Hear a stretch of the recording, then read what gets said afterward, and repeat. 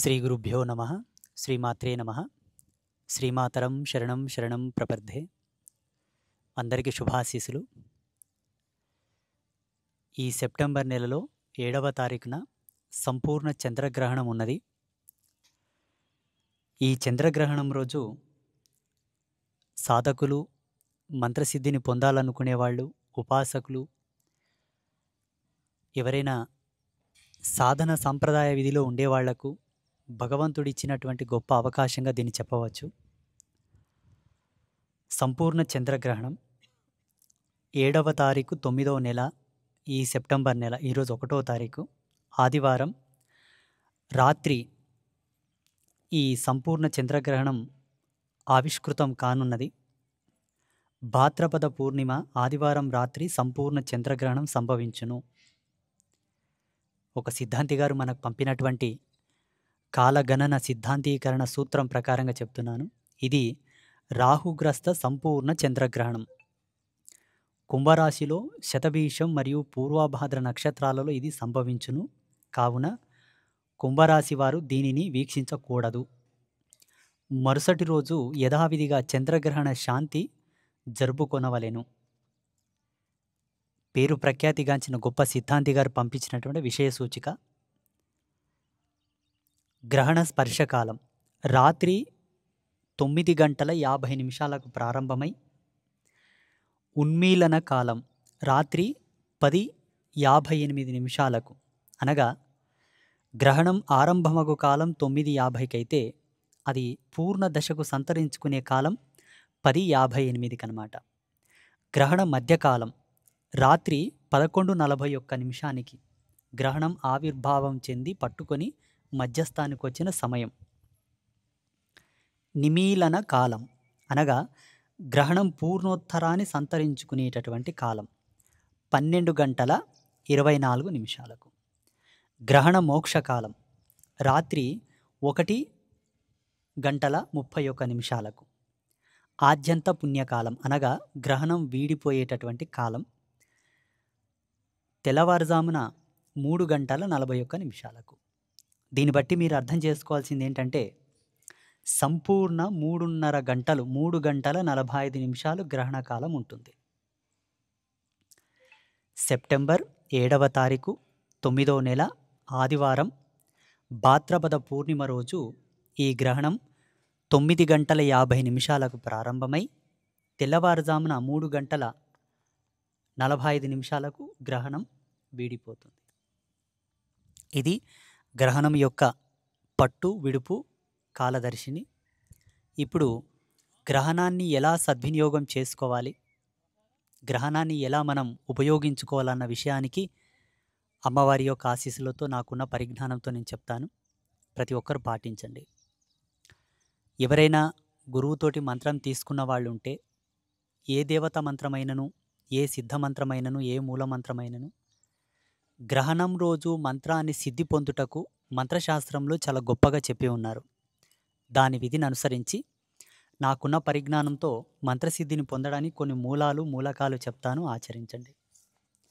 మీరందరూ మంత్రం తీసుకున్న వాళ్ళే కదా. మంత్రం తీసుకున్న వాళ్ళ చేతులు లేపండి.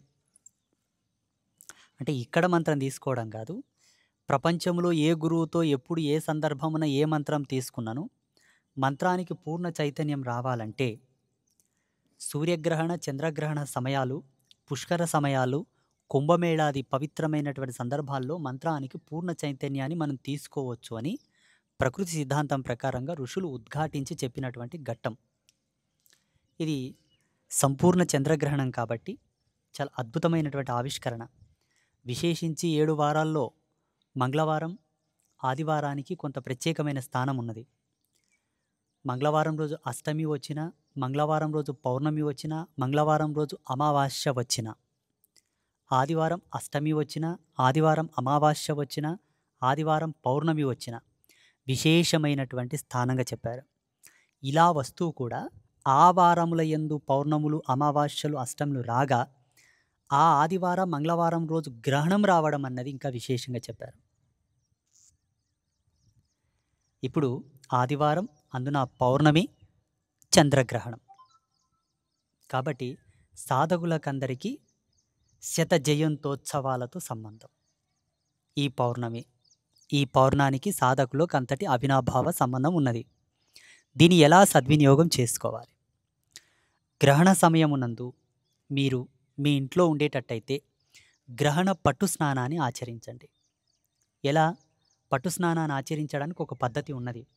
ఏకవస్త్రంతో ఉండి స్నానం ఆచరించాలి. ఒక టావెల్ కట్టుకోండి, లోపల డ్రాయర్ ఉండకూడదు. ఒక పంచె కట్టుకోండి, లోపల డ్రాయర్ ఉండకూడదు. ఇప్పుడు లోపల డ్రాయర్ ఉండి మీన ఏదైనా కట్టుకున్నామనుకోండి, ద్వివస్త్రం అవుతుంది అది. ఒక చెల్ల లేదా ఒక పంచ అలా చుట్టుకొని ఏకవస్త్ర ధారణతో స్నానం చేయండి. స్నానం చేసిన తర్వాత శుభ్రమైనటువంటి వస్త్రములు కట్టుకోండి.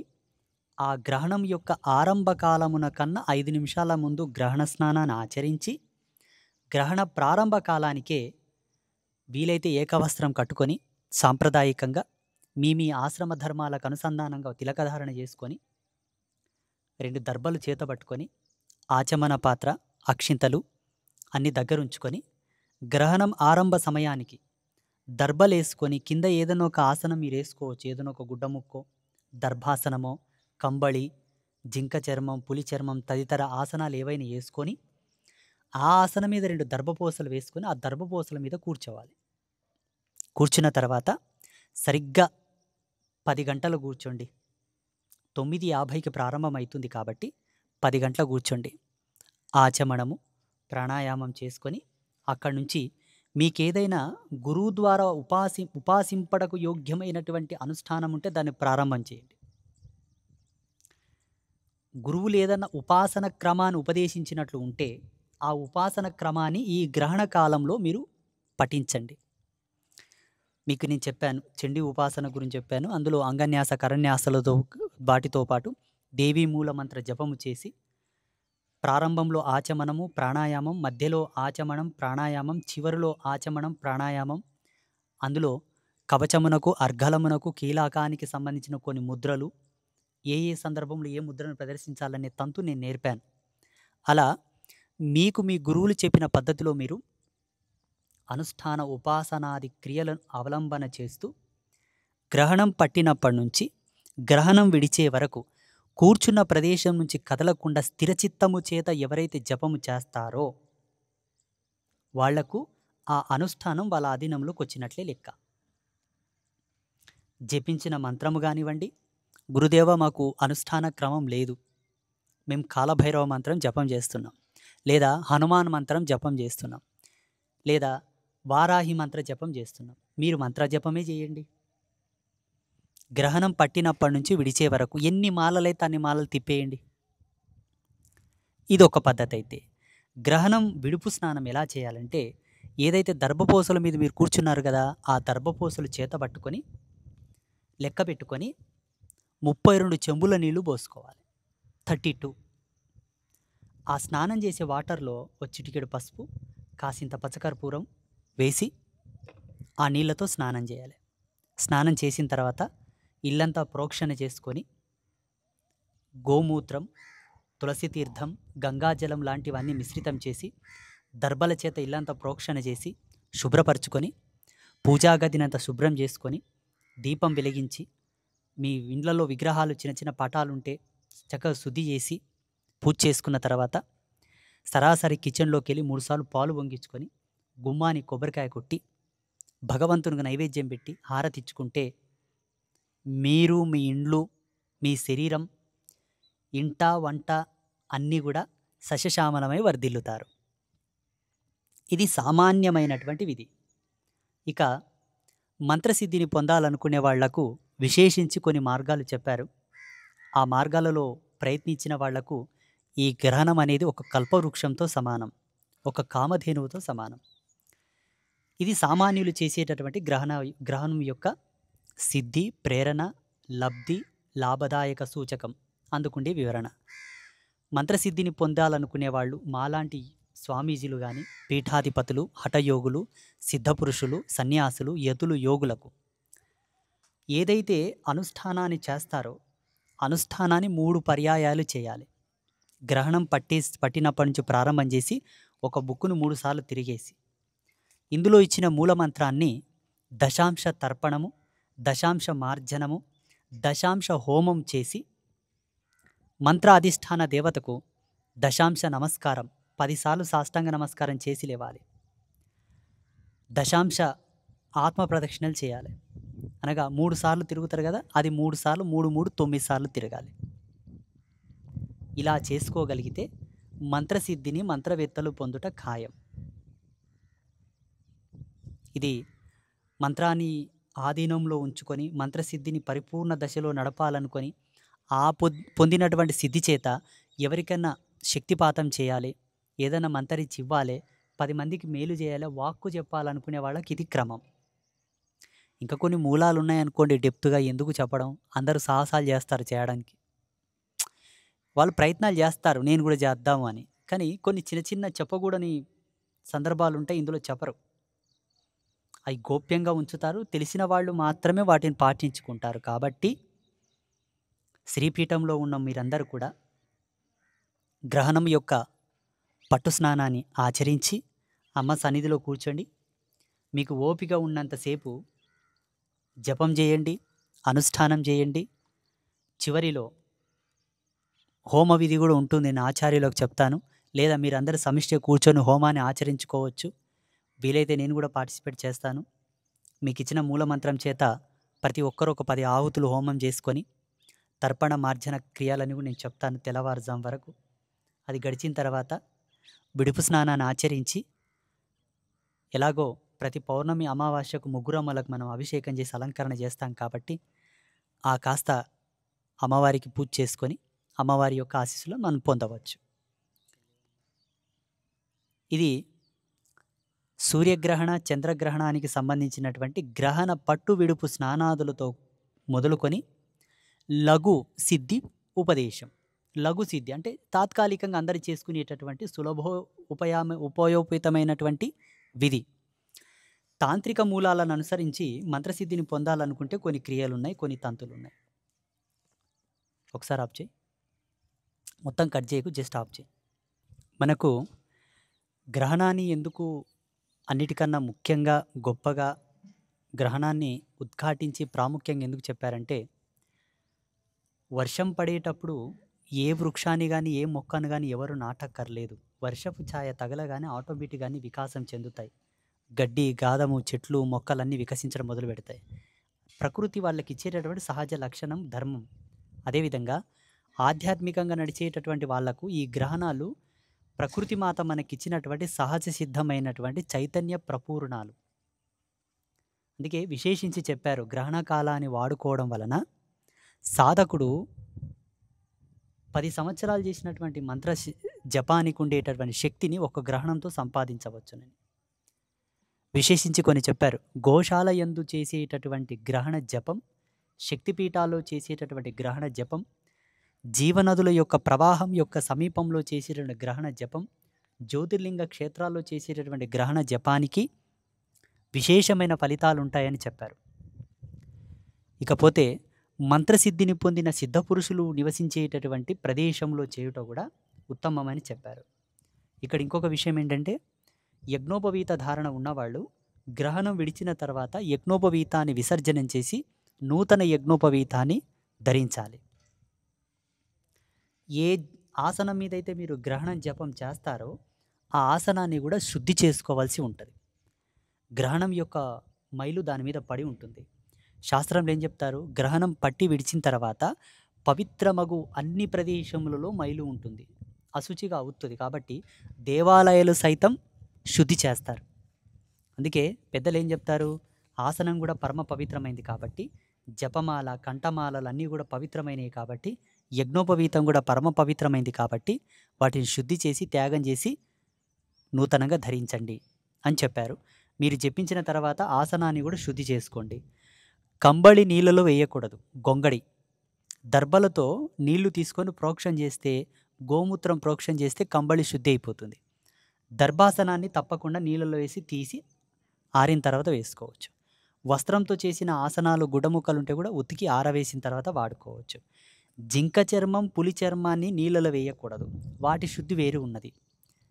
ఎలా, గంగా నది జలము, అందులో కాస్త భస్మము, 2 దర్భలేసి ఆ జలముతో ప్రోక్షణ చేస్తే జింక చర్మం శుద్ధి అవుతుందని చెప్పారు శాస్త్రంలో. నీళ్ళలో వేయొద్దని చెప్పారు. పులి చర్మంని ఎలా శుద్ధి చేయాలని చెప్పారు. పులి చర్మాన్ని గోమూత్రంలో పచ్చకర్పూరం, పటికం వేసి, భస్మం వేసి దర్భల చేత ప్రోక్షణ చేస్తే పులి చర్మం శుద్ధి అవుతుందని చెప్పారు. ఒక్కొక్క ఆసనాన్ని ఎలా శుద్ధి చేసుకోవాలో కూడా శాస్త్రంలో మనకు చెప్పారు. మీతో అవి లేవు, అందరితో కంబళ్ళు ఉన్నాయి కాబట్టి చెప్పిన పద్ధతిలో ఆసనం శుద్ధి చేసుకోండి. మంత్రానుష్ఠాన చంద్రికలో గ్రహణ పురచ్చరణ గురించి చెప్పారు. మంత్ర సాధనలకు సూర్యచంద్ర గ్రహణాలు ఎంతో విశేషమైనవిగా శాస్త్రాలలో చెప్పబడ్డాయి.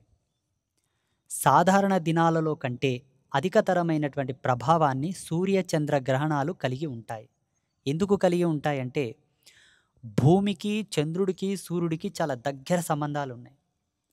భూమి తన కక్షలో తాను తిరగడం ఒక్క వెంట్రుక ప్రమాణమంత గనక కొంత నిర్దిష్ట కక్షను గనక దాటిందనుకోండి, భూమిలో చాలా భయంకరమైనటువంటి మార్పులు వస్తాయి. అదే విధానాన్ని అనుసరించి చంద్రుడిలో, సూర్యుడిలో కూడా తగిన కక్ష గతులు గనక మార్పులు జరిగాయనుకోండి, ఇక్కడనే మార్పులు వస్తాయి, అక్కడ రావు, ఇక్కడ వస్తాయి. జీవరాశి ఇక్కడ ఉంది కాబట్టి ఇక్కడ విచిత్రమైన మార్పులు వస్తాయి. అందుకే వాటికి వీటికి ఎంతో దగ్గర సంబంధం ఉంది కాబట్టి వాటి యొక్క శక్తి తరంగాలను జీవుడు వాడుకొని ఆధ్యాత్మికతలో కన్వర్ట్ చేసుకొని తద్వారా కుండలిని గుండా ప్రవేశించేటటువంటి శివశక్తి రెండిటిని కలయికతో చేసుకొని జీవనాడులను ఉత్తేజం చేసుకొని అందుగుండా ఉండేటటువంటి డివైన్ పవర్ని యాక్టివేట్ చేసుకుంటే మన చూపుల ద్వారా పనులు అవుతాయి, మన మాట ద్వారా పనులు అవుతాయి, మన చేతుల ద్వారా పనులు అవుతాయి.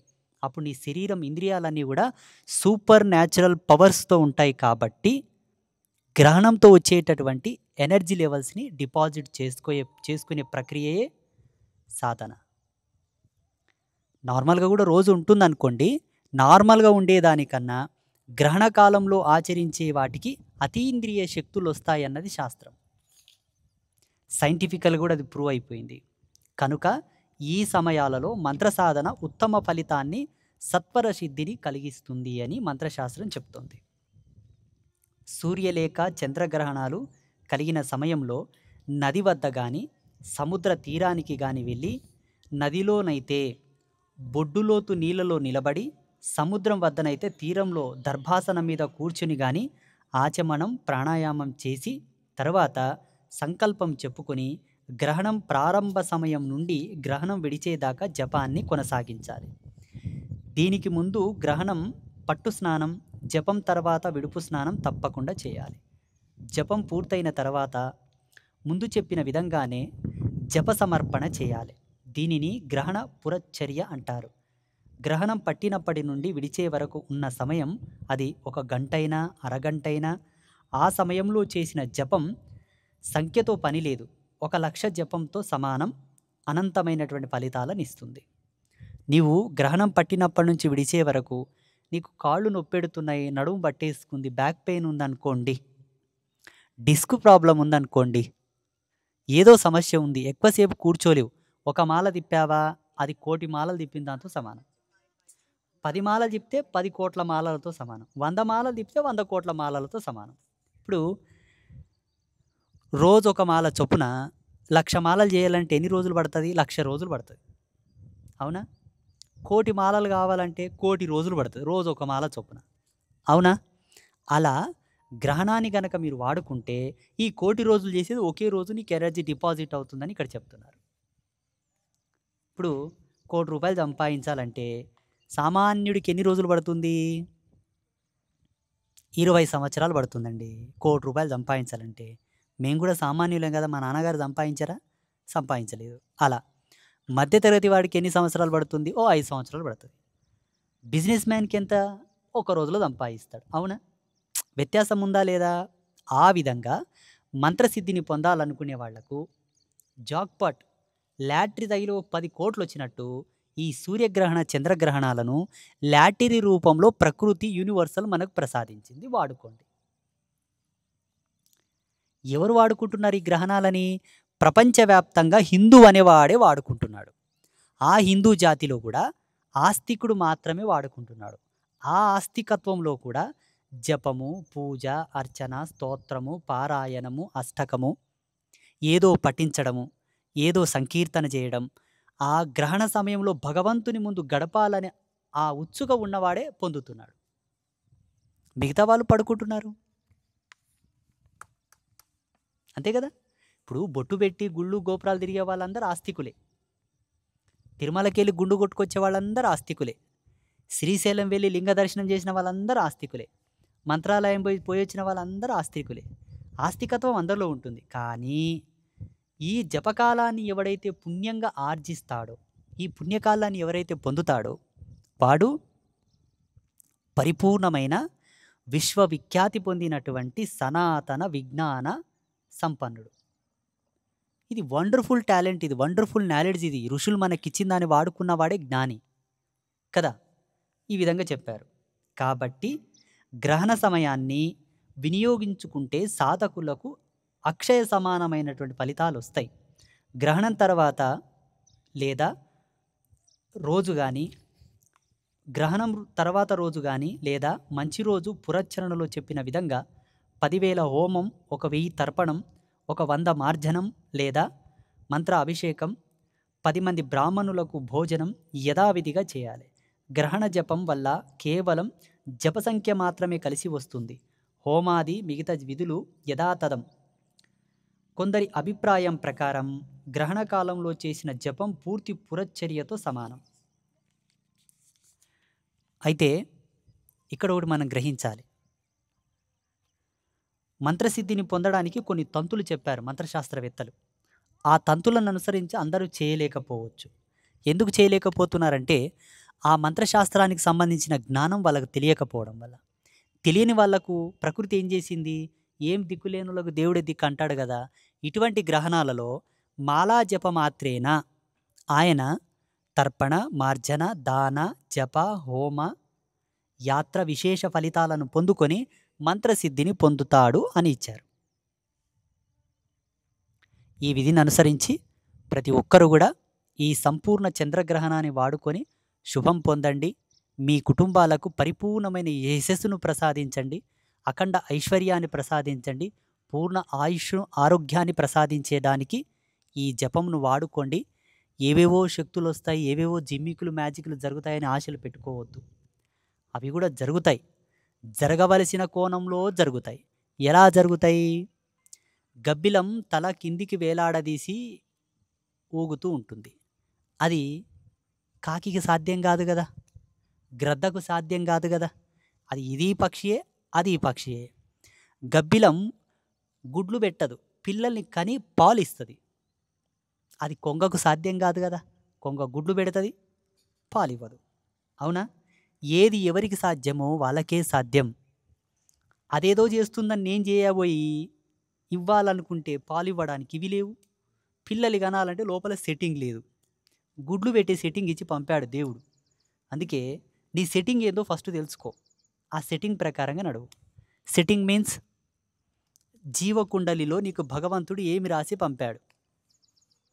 హఠయోగివా, జటయోగివా, సన్యాసివా, గృహస్థుడివా, మంత్రగాడవా, తంత్రగాడవా, భైరాగివా, అది తెలుసుకో. యోగికి ఒక రేఖ రాసి పంపుతాడు, చేతిలో ఉంటుంది సన్యాస రేఖ. అది ఉంటే ఆయన సన్యాసి. ఇక భోగికి చక్రాలు ఇస్తాడు. ఇక్కడ ఈ ఫింగర్ అండ్ చివరిలో చక్రాలు ఉంటాయి, శంఖ చక్రాలు ఉంటాయి ఇక్కడ. ఆ చక్రాలను బట్టి వీడు యోగియా భోగియా చెప్పవచ్చు. ఇక అఘోర ఎట్లయితాడు, అఘోర అవడానికి ఇక్కడ రాసి ఉంటుంది. ఇట్లా కొన్ని శకునములు, కొన్ని లక్షణాలను, అవయవాల అమరికాలను పెట్టి పంపారు. వాటిని గుర్తెరిగి తర్వాతకి మంత్రసిద్ధిని పొందడమా, మాయలు మంత్రాలు చేయడమా, చాతబడులు చేయడమా చేసేద్దాం. పిచ్చి పిచ్చి ప్రయాసాలకు పోవద్దు. అంతకుముందు వచ్చిన సూర్యగ్రహణానికి ఒక ఆయన ఎవడో పిచ్చోడు చెప్పిన మాటలిని ఏదో శ్మశానంలో కూర్చొని ఏదో చేయబోయాడు. మంత్రం కాస్త వికటించింది, తంతు కరెక్ట్ చేయలేడు. దేవత ఆవాహనమయ్యే చోట్ల ఒక పిశాచి ఆవాహనమై వెంటబడింది. దేవుడు వచ్చే కాడ దయ్యం వచ్చి పడింది. వాడికి అర్థమైతేగా. ఇప్పుడు ప్రధానమంత్రిని పిలుస్తాం, ఆయన కాస్త నీ ఫిలాసఫీకి మెచ్చి వచ్చేస్తాడు. ప్రధానమంత్రి వచ్చిన తర్వాత ఏం చేయాలి నువ్వు? అసలు ఏం చేస్తా? కొన్ని మర్యాదలు ఉంటాయి. చేయకపోతే ఆయన హట్ అవ్వడు, అవుతాడు. యాజ్ ఎ డిపార్ట్మెంట్ రూల్ అది కదా, అవునా? ఆ, ఈ ఏరియాకు ప్రధానమంత్రి వస్తే ఈ తెలంగాణ రాష్ట్ర ముఖ్యమంత్రి, ఆ పక్కనున్న ఆంధ్ర ముఖ్యమంత్రి రావాలి, వస్తారు. వాళ్ళు వస్తే వాళ్ళ మంత్రులు వస్తారు, ఎమ్మెల్యేలు వస్తారు, డిపార్ట్మెంట్ అంతా వస్తుంది.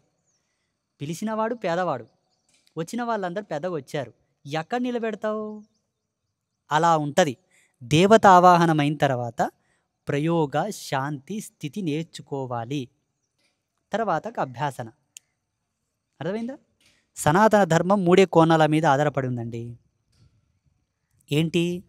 ఆర్జన అనగా అడుగు, తీసుకో. ఆర్జించిన దాన్ని అభ్యాసించు, అభ్యాసించిన దాన్ని ఆచరణలో పెట్టు.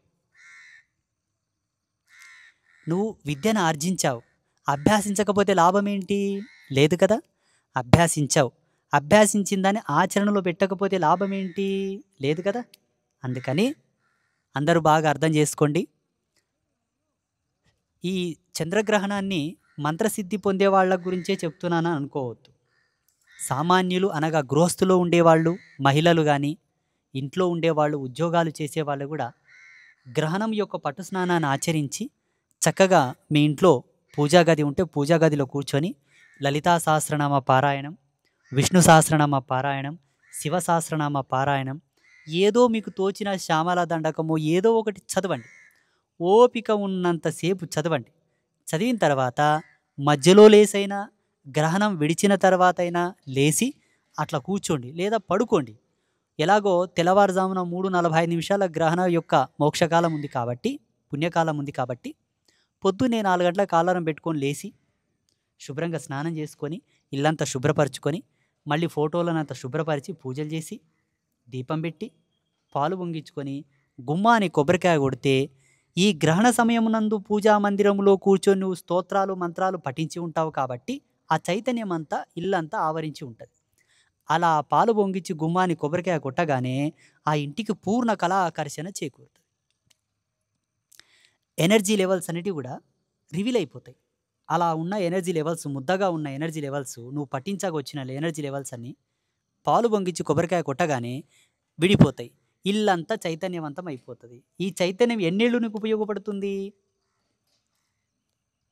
25 సంవత్సరాలు ఉపయోగపడుతుంది. గ్రహణ సమయం లోపల నువ్వు ప్రొడ్యూస్ చేసిన ఎనర్జీ లెవెల్స్ 25 సంవత్సరాలు అంటే 2 పుష్కరముల కాలం, ద్విపుష్కర కాలం అంటారు. పుష్కరాలు ఎన్నేళ్ళకు ఒకసారి వస్తాయి?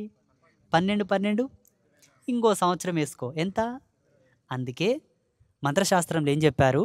సామాన్యులు కూడా గ్రహణ కాలాన్ని వాడుకోవచ్చు. గురుదేవ, మేము అమెరికాలో ఉన్నాం, మేము లండన్లో ఉన్నాం, అక్కడ ఇండియా సమయాలు వేరు, ఇక్కడ సమయాలు వేరు అనుకోండి. సమయాలు వేరు కానీ చంద్రుడు ఒకటేగా, భూమి ఒకటేగా. ఇక్కడ గ్రహణం పట్టే సమయానికి నువ్వు అక్కడ చేసుకో, క్లోజ్. చక్కగా మీకు గురువులు మంత్రం ఇచ్చారు. ఒక ఆయన వారాహి మంత్రం ఇచ్చాడు, ఒక ఆయన భైరవి మంత్రం ఇచ్చాడు, ఇంకో ఆయన భైరవ మంత్రం ఇచ్చాడు, ఒక ఆయన చండీశ్వర మంత్రం ఇచ్చాడు, ఒక ఆయన శ్మశానకాళి మంత్రం ఇచ్చాడు, ఒక ఆయన అఘోరకాళి మంత్రం ఇచ్చాడు. చేతబడి నేర్చుకుందామని 10 మంత్రాలు ఉన్నాయి. గ్రహణ సమయంలో ఏ మంత్రానికి ఏ ద్రవ్యంతో చేయాలో కూడా మనకున్నది. ఆ మంత్రం తాలూకు సమిదలు, ఏ మంత్రానికి ఏ సమిదలు వాడాలి, ఏ మంత్రానికి ఏ ముద్ర వేయాలి, ఏ మంత్రానికి ఏ దిశలో కూర్చొని చేయాలి. ఎన్ని మంత్రాలుంటే అన్ని దిశలో కూర్చొని చేయి, ఎన్ని మంత్రాలుంటే అన్ని ముద్రలేయి, ఎన్ని మంత్రాలుంటే అన్ని రకముల ద్రవ్యములు, అన్ని రకముల ధర్మాలని పాటించి అన్ని మంత్రాలతో 11 ఆహుతులు, ఓం వారాహి దేవ్యే నమ స్వాహ మంత్రాన్ని కలిపి, ఓం భైరవాయ నమ స్వాహ మంత్రం కలిపి 11 ఆహుతులు ఇచ్చి 11 సార్లు ఓం వారాహి దేవ్యే నమ తర్పయామి, 11 సార్లు ఓం వారాహి దేవ్యే నమ మార్జయామి, 11 సార్లు.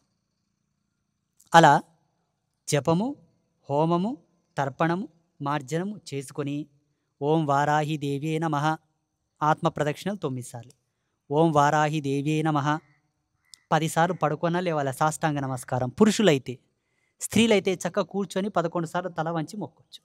ఇలా చేసిన తర్వాత మీకు సమీపంలో ఎవరైనా బ్రాహ్మణుడు ఉంటే గ్రహణ మోక్ష కాలంలోనే లేదా ఒక మంచి వీరశైవ లింగాయత పరంపరకు సంబంధించిన పండితుడు ఒక జంగమయ్య ఉంటే, లింగధారణ చేసినటువంటి వాళ్ళు, లేదా ఒక సిద్ధపురుషుడు, ఒక సన్యాసి, ఒక యోగి, ఒక గురు పుంగవుడు, ఒక ఋషి ఉంటే, ఒక అఘోర ఉంటే, ఒక నాగసాధు ఉంటే, ఎవరైనా ఉండని గాక, ఎవరూ లేరనుకుంటే యోగ్యుడైనటువంటి ఒక పెద్ద మనిషి, ఇంటి పెద్ద మనిషి, లేదా పూర్ణ ముత్తైతనంతో ఉండేటట్టు ఒక పెద్ద ఆవిడ, ఒక ముసలావిడ, వాళ్లకు గ్రహణ సమయంలో కొన్ని వస్తువులను దానంగా ఇస్తే మనకు అద్వితీయమైనటువంటి ఐశ్వర్యం వస్తుందని చెప్పారు.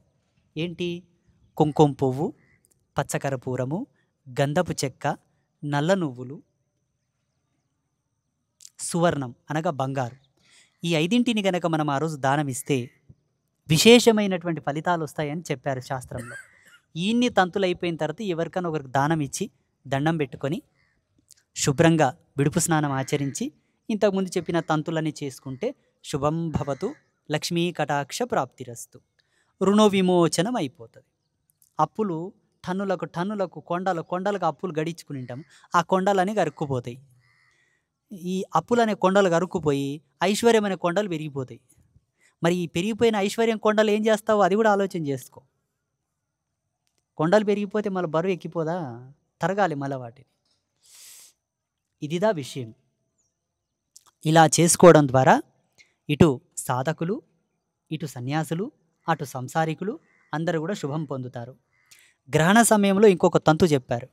గ్రహణం పట్టినప్పుడు రావి చెట్టుకు, నెమలికి, గోవుకు, ఈ 3ంటికి అతీతమైన శక్తులు ఆవరించి ఉంటాయట. ఆ సమయంలో నెమలి దర్శనం చేసిన, అల్లంత దూరంలో నెమలి ఉందనుకోండి, ఆ నెమలికి కాసింత పసుపు ఇక్కడి నుంచే కుంకుమ, అక్షింతలు, ధూపము, దీపం ఇచ్చి దండం పెట్టుకోవడం విశేషమైన ఫలితం వస్తుందని చెప్పారు. దాన్ని పట్టుకొని రక్కకర్ల.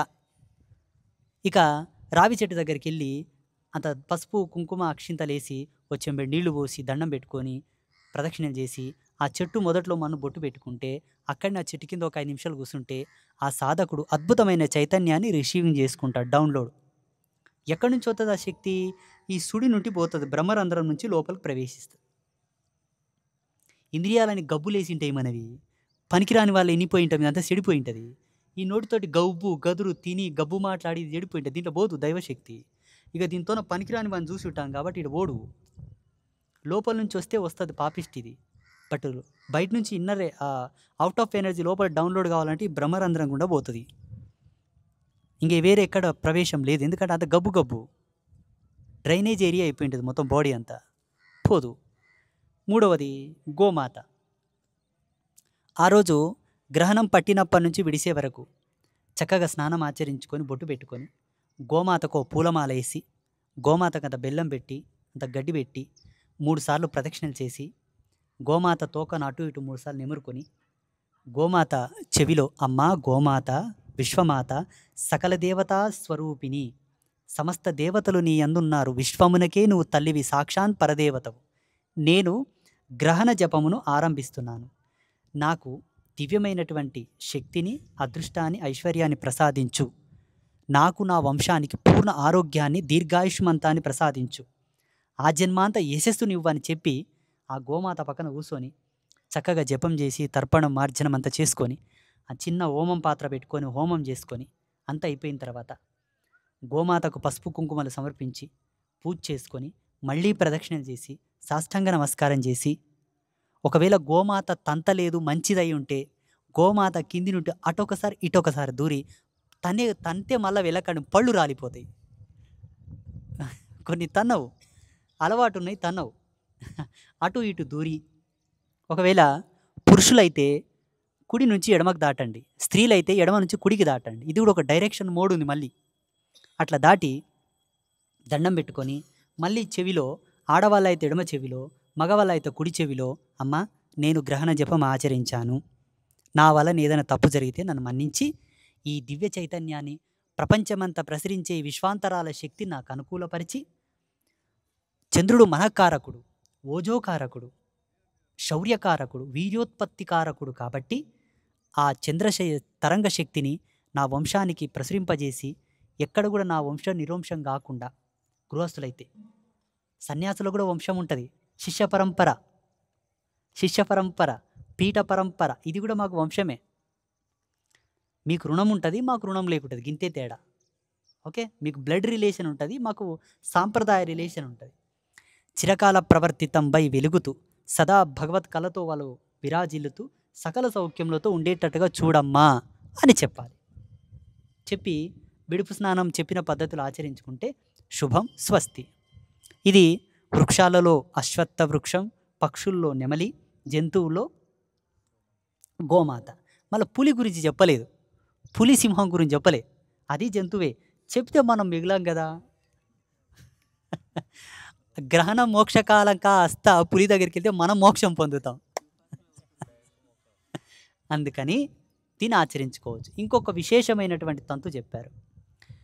గ్రహణ సమయాన్ని సద్గురువుల చెంతన గనక గడిపితే ఆయుతమైనటువంటి అసంఖ్యాకమైనటువంటి సిద్ధిని సాధకుడు పొందవచ్చు. ఎలా సద్గురువుల చెంత మనం దీన్ని పొందవచ్చు అంటే, గ్రహణం పట్టు స్నానాన్ని ఆచరించుకొని స్నానం ఆచరించకన్నా ముందు ఎవరితోనైనా మాట్లాడవచ్చు. స్నానం ఆచరించుకొని బొట్టు పెట్టుకొని శుద్ధి పొందిన తర్వాత చక్కగా సద్గురువు చెంతకు వచ్చి ఆయన పాదాలకు నమస్కారం చేసుకొని, గురుదేవా, నేను గ్రహణ జపమును ఆరంభిస్తున్నాను, నన్ను ఆశీర్వదించండి. మీరు సాక్షాన్ బ్రహ్మస్వరూపులు, పరంజ్యోతి స్వరూపులు. మీ దివ్య చైతన్యాన్ని ప్రకృతి చైతన్యంతో లయము చేసి, ఆ ప్రకృతి చైతన్యాన్ని పరమాత్మతో లయం చేసి, ఈ 3 చైతన్య శక్తులను మాయందు నిక్షిప్తం చేసి, మమ్ము, మా ఇంటిని, మా పిల్లలందరినీ శుభముగా దీవించు ఓ దివ్యమూర్తి, అనుగ్రహించని ఆజ్ఞ తీసుకొని చేస్తే ఇది ఇంకా అద్భుతంగా ప్రసరిస్తుంది. ఇలా గ్రహణం విడుపు స్నానం ఆచరించి కూడా సద్గురుమూర్తికి ప్రణమిల్లి 3 సార్లు ప్రదక్షిణలు చేసి సాష్టాంగ నమస్కారం చేసుకుంటే స్వస్తి, బ్రహ్మ విష్ణు మహేశ్వరులు వచ్చి ఆయనను సాధకుని ఆశీర్వదించిన దాంతో లెక్క. ఇది చేసుకోవచ్చు. ఇది సర్వయోగ్యమైనది, అన్ని విధాలుగా సులభతర సాధ్యమైనది, అందరూ చేసుకోవడానికి యోగ్యమైనటువంటి పద్ధతి. ఇక మంత్రశాస్త్రంలో కొన్ని గుప్తమైనటువంటి విధులు చెప్పారు. అవి చెప్పమంటారా? ఆఫ్ అయిపోయిందా? వీడియోలో చెప్పడం కొంచెం ఎందుకో నాకు భయం అవుతుంది. ఏదైనా చెప్తే దాన్ని ప్రయోగించడం మొదలు పెడతారు. ఇంతకుముందు చెప్తే కదా, ఒక ఆయన జపం చేస్తూ చేస్తూ దేవుడు రాకపోగా దయ్యం వశమైంది ఆయనకు. ఫోన్ నంబర్లు ఇప్పుడు 9 నంబర్లు కొడతామండి. ఒక నంబర్ తప్పు కొడితే వేరే వాళ్ళకి ఫోన్ పోదా? ఈ సాధనలు కూడా గట్లనే ఉంటాయి పాడు. అందుకే పూర్ణ అనుభవం ఉంటే తప్ప ఇందులో ప్రవేశం చేయకూడదు. ఫస్ట్ అనుభవం నేర్చుకో. 1 సంవత్సరం 2 సంవత్సరాలు ఏం చేయొద్దు. ఫస్ట్ నేర్చుకో, ఏంటి, ఎలా ఎలా ఎలా ఎలా తరువాత అభ్యాసన స్వీకరిస్తే అది శుభమగుగాక. అందుకే ఇప్పుడు మనకు మా పాతకాలంలో ఏం లేదు, డైరెక్ట్ 1వ తరగతిలో పంపిస్తున్నామని. ఇట్లా సెవ్ పట్టుకున్నామంటుండే సారు. సెవ్ అందిందంటే పేరేస్తుండే 1వ తరగతి. ఇప్పుడు అట్లా లేదు. ఎల్కేజీ, యూకేజీ, నర్సరీ, ప్రైమరీ, 1వ క్లాస్ కదా. అలా మీరు కూడా ఏం చేయండి అంటే, ఫస్ట్ ఎల్కేజీ ఏంటి? ఆచరణ. నేను అన్నం తినకుండా ఒక పూట మాత్రమే తిని ఒకరోజు ఉండగలనా? First training. సెకండ్ ట్రైనింగ్, నేను బొట్టు లేకుండా 1 నిమిషం కూడా ఉండగలనా? ప్రయత్నం చేయాలి. థర్డ్ పాయింట్, 2 పూటల బ్రష్ చేసి 2 పూటల స్నానం చేయగలనా? ఫోర్త్ పాయింట్, ఇంద్రియాలను నిగ్రహించుకొని ఉండగలనా? అందమైన యువతి పోతూ ఉంటే చూస్తూ కూడా నన్ను నేను నిగ్రహించుకోగలనా అని ఫస్ట్ ట్రైనింగ్ తీసుకొని, సెకండ్ ట్రైనింగ్ ఏంటి? ఇది ఎల్కేజీ యూకేజీ ఏంటంటే, మంత్రాన్ని ఎలా జపించాలి, దాని శాంతి, ఉత్పత్తి, ప్రేరణ, ఆవిష్కరణ, సిద్ధి ఏంటని తెలుసుకున్న తర్వాత ఫస్ట్ క్లాస్లో అటెండ్ అవ్వాలి. అది విధి. అందుకే ప్రతి ఒక్కరు గ్రహించండి. రేపు ఈ నెల ఈరోజు 1వ తారీఖు, 7వ తారీఖు ఆదివారం రోజు పౌర్ణమి, భాద్రపద పౌర్ణమి. ఆ పౌర్ణమి గడిచిన తెల్లారి నుంచి పితృపక్షం కూడా ప్రారంభమవుతుంది. పితృపక్షంలో పితృదేవతలను శాంతింపజేయడానికి ఎటువంటి పద్ధతులను ఆచరించాలి? సామాన్యమైన పద్ధతులు, బయట చెప్పేటటువంటి సిద్ధాంతులు, పండితులు చెప్పేటటువంటి పద్ధతులను మీరు ఆచరించలేరు. నేనేం చెప్తా? సులువైనవి అందరూ చేసుకునే పద్ధతులే చెప్తాను. ఇప్పుడు అదే చెప్పాను. అసలైన గ్రహణ సముదాయ కాలానికి సంబంధించిన మంత్ర విధులను కనుక చెప్తే మీరందరూ గుండె వగిలి గుడ్లు ఇడుస్తారు బయటికి. అర్థమైందా? శుభం, స్వస్తి. అందరికి శుభం కలుగుగాక. శ్రీమాత కటాక్ష ప్రాప్తిరస్తు. శుభం.